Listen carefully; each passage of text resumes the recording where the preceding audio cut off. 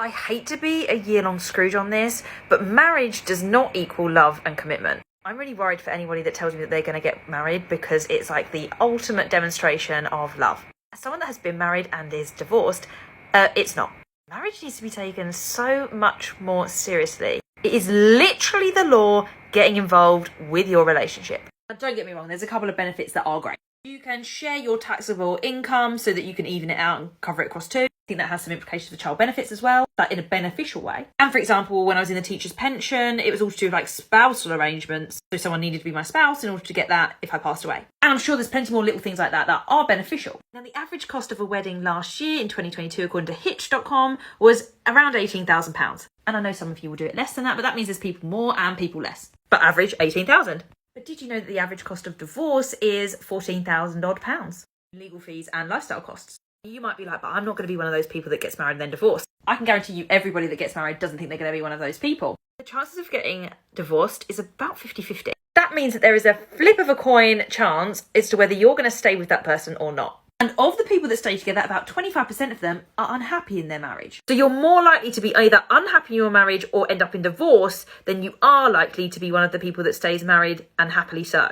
Now tell me you're not going to be one of those people that might fall into that category. And honestly, the piece of paper that you sign and the ring that you wear after you get married doesn't really mean anything.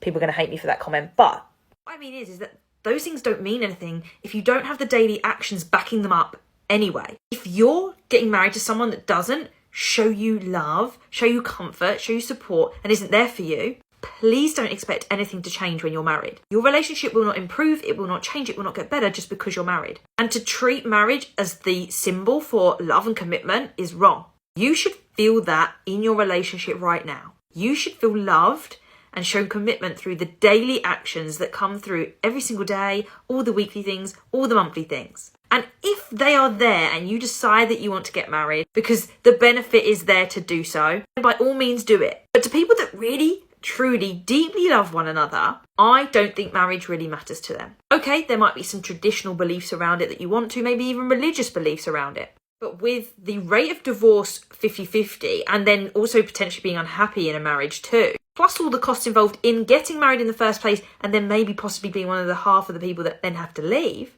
love is much more than having a big old wedding, signing a piece of paper and wearing a ring from that day on. Apart from which, nothing is a lifelong commitment. Nothing is a lifelong contract that you sign, not even your mortgage. So I'm not saying don't get married. I'm just saying get married for the right reasons. If you've never really thought about it in this much depth, then just pause and have a think.